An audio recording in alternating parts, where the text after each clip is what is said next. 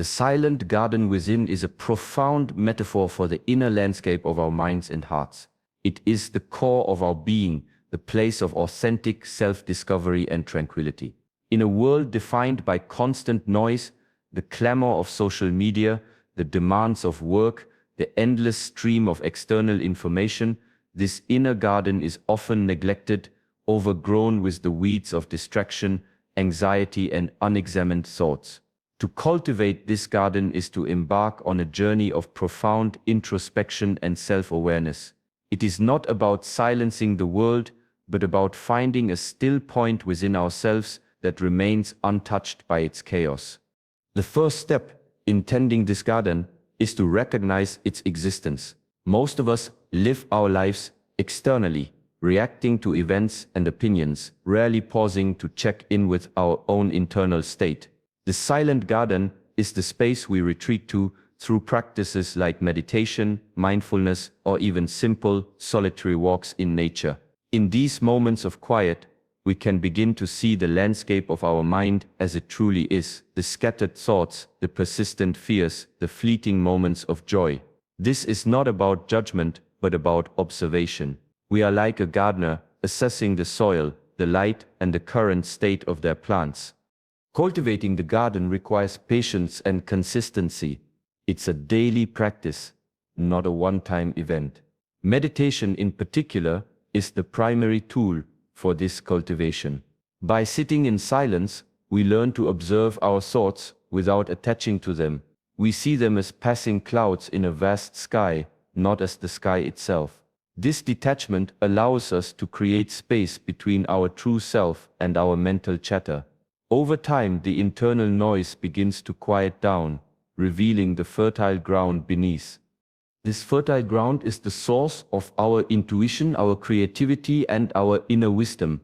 When we are constantly bombarded by external opinions, we lose touch with our own inner compass.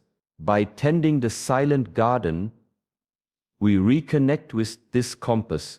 We learn to trust our gut feelings, to make decisions that align with our deepest values, and to live a life that is authentic to who we are, rather than a reflection of what others expect us to be. When you walk through a quiet garden, you notice that nothing in it rushes. The trees do not compete with each other to grow taller. The flowers do not envy the colors of others. Everything grows in its own time, rooted in its own soil. Your life, my friend, is no different. When you constantly measure yourself against others, your roots weaken, you chase what does not belong to you and forget what is already growing within you. This is why so many people feel lost, not because they lack potential, but because their attention is scattered everywhere except on themselves.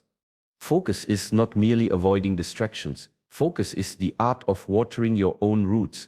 It means you choose to invest your energy in the one place that will truly grow, your own mind, your own skills, your own peace.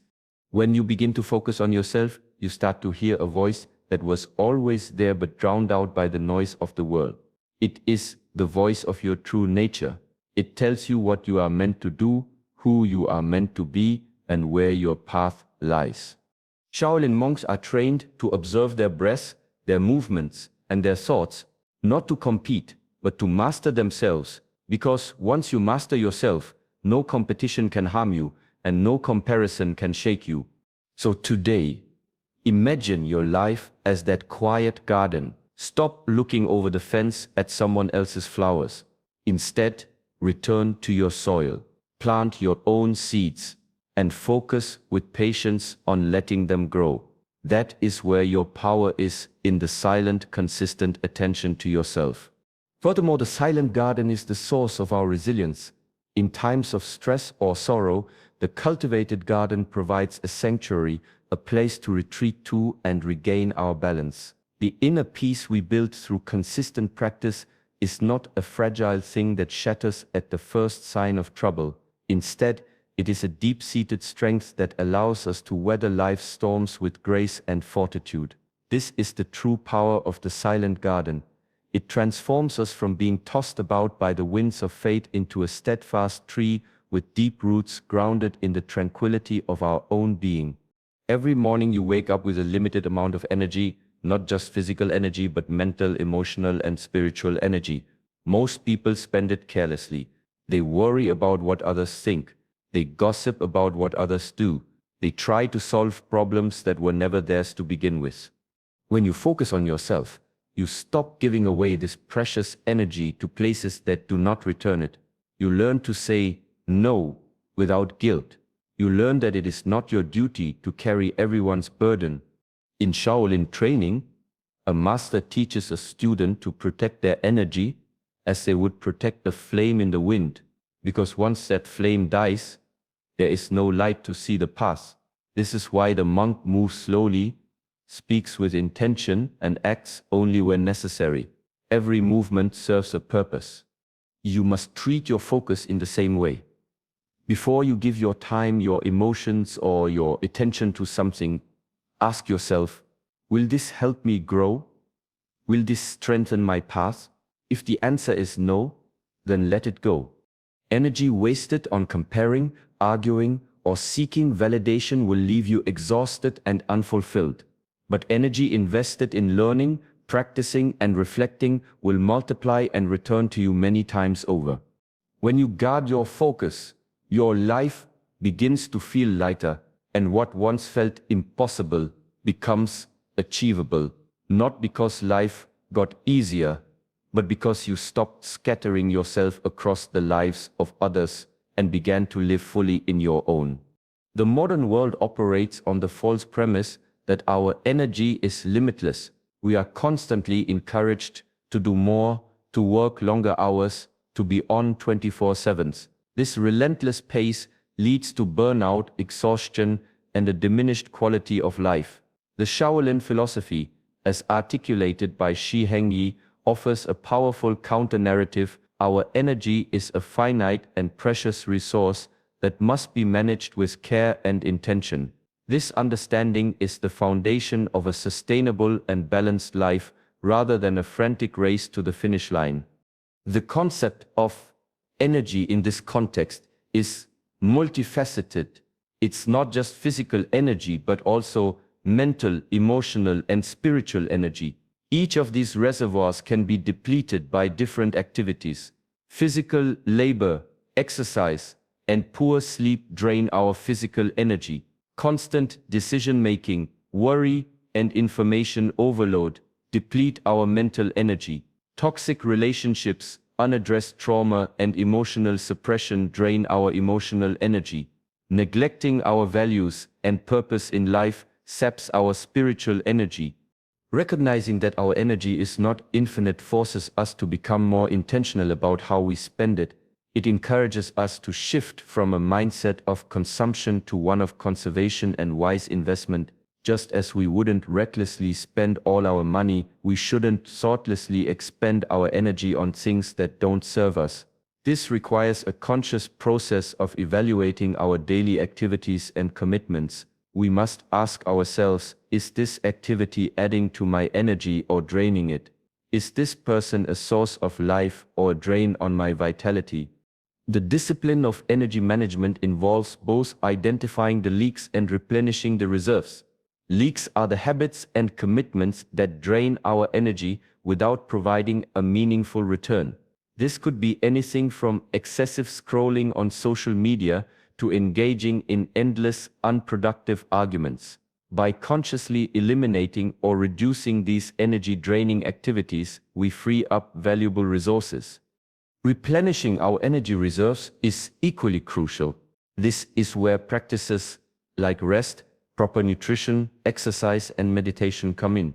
Rest is not a luxury, it is a fundamental necessity for recharging all aspects of our being. Deep, restorative sleep allows our bodies to repair and our minds to consolidate information. Movement, such as the mindful practice of Qigong or simple walking, circulates energy and revitalizes the body. Meditation and time in nature replenish our mental and spiritual reserves, reconnecting us to a deeper source of peace and purpose. The ultimate goal of this awareness is to create a life where our energy is spent on what truly matters to us. It's about prioritizing our values, our relationships, and our own well-being. By treating our energy as a finite and valuable resource, we move away from a life of frantic busyness and towards a life of deliberate action and meaningful engagement. This isn't about being lazy or unproductive, it's about being strategically productive. It's about recognizing that our most profound work and our most authentic contributions come not from a place of exhaustion, but from a place of vitality and inner strength. This understanding of energy is a liberation from the endless cycle of burnout and a doorway to a more sustainable, fulfilling existence.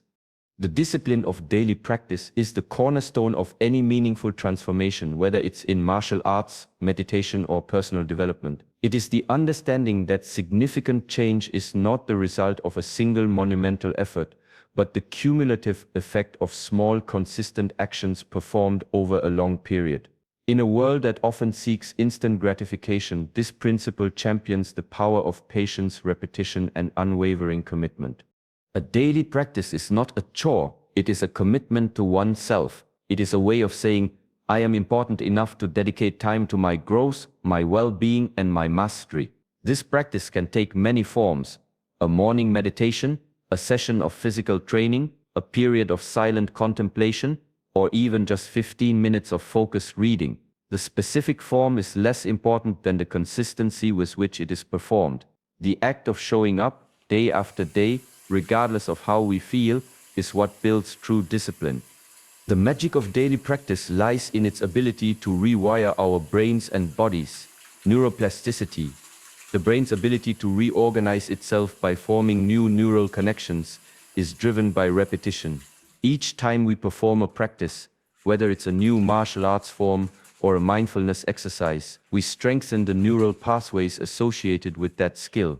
Over time, what was once a difficult and conscious effort becomes an automatic and effortless part of our being. This is how a beginner becomes a master. The master is not someone who never makes a mistake. The master is someone whose daily practice has integrated the skill into the very fabric of their existence. Furthermore, daily practice creates a powerful sense of momentum and stability. In a world full of unpredictable events, a consistent daily practice provides an anchor. It is a constant that we can rely on, a ritual that grounds us in the present moment and reminds us of our long-term goals.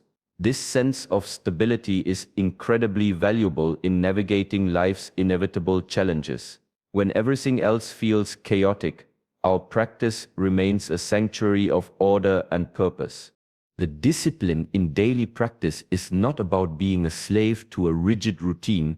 It's about cultivating a deep sense of self-respect and commitment. It's about showing up for ourselves even on the days we don't feel like it, on the days when our motivation is low. It is our discipline that carries us through. It is the quiet voice that says, just for 5 minutes, which often leads to a full and meaningful practice. Over time, this discipline transforms into a deep-seated inner strength, a fortitude that we can draw upon in all areas of our lives. Ultimately, the discipline of daily practice is a profound act of self-love and self-mastery. It is the understanding that the most important work we can do is the work on ourselves. It is the recognition that our potential is not something we are given, but something we must actively and consistently cultivate.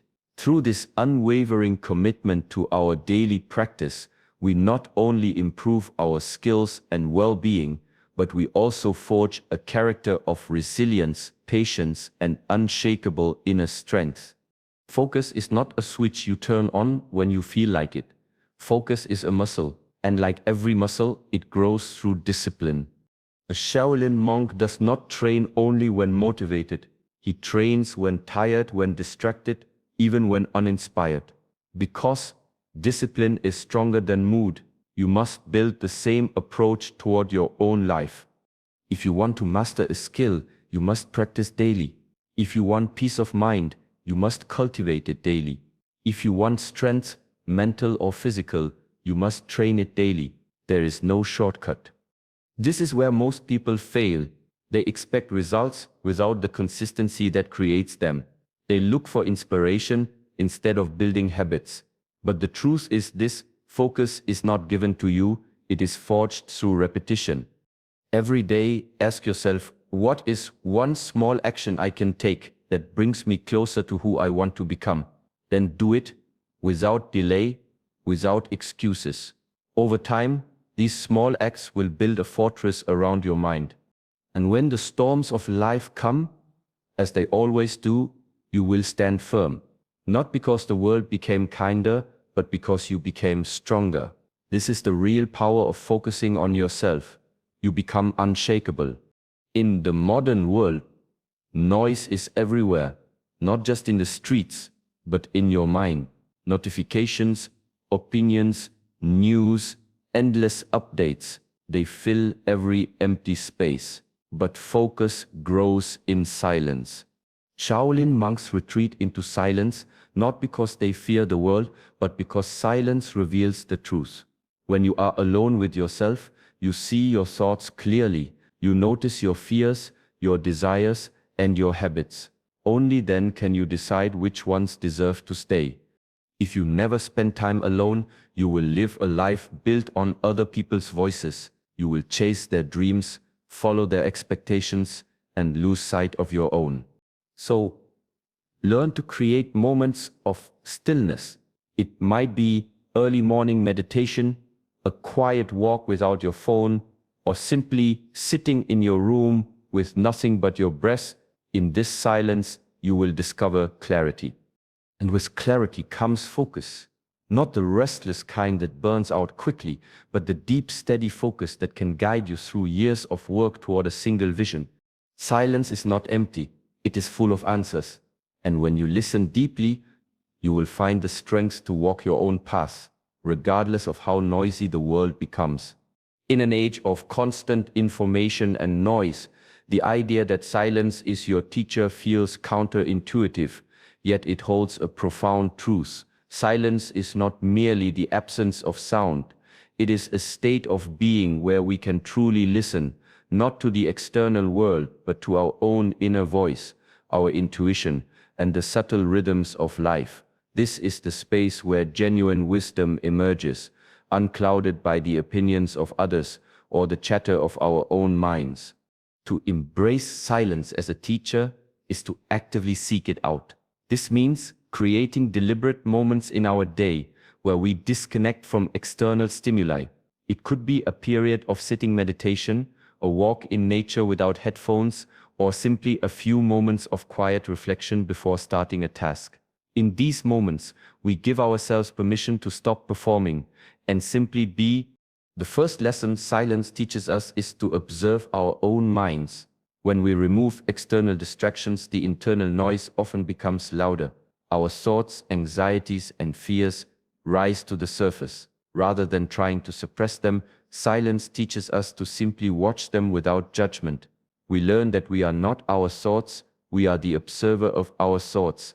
This detachment is a powerful realization that frees us from being a slave to our mental chatter. It allows us to see our thought patterns for what they are, often repetitive, sometimes irrational, and frequently unhelpful. The second and perhaps most important lesson of silence is the cultivation of intuition. Our intuition is that quiet, knowing voice that often gets drowned out by logical analysis and external advice. When we consistently spend time in silence, we strengthen our ability to hear this inner voice.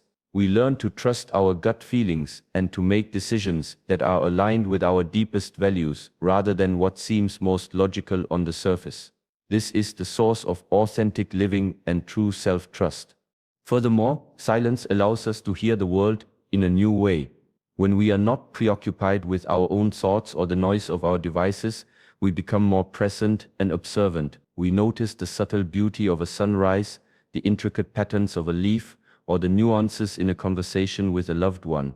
This heightened awareness allows us to connect more deeply with our environment and the people in our lives. It transforms mundane moments into profound experiences. Finally, silence teaches us patience and resilience. In a culture that values constant activity, sitting in silence can be uncomfortable at first. It requires us to sit with our discomfort, our restlessness, and our emotions without trying to fix or distract ourselves.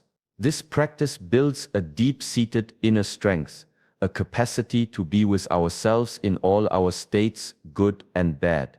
This resilience is what allows us to face life's challenges not with a frantic need for a solution, but with a calm, centered presence. Ultimately, silence is not an empty space. It is a fertile ground where our truest self, our deepest wisdom, and our most profound peace can blossom.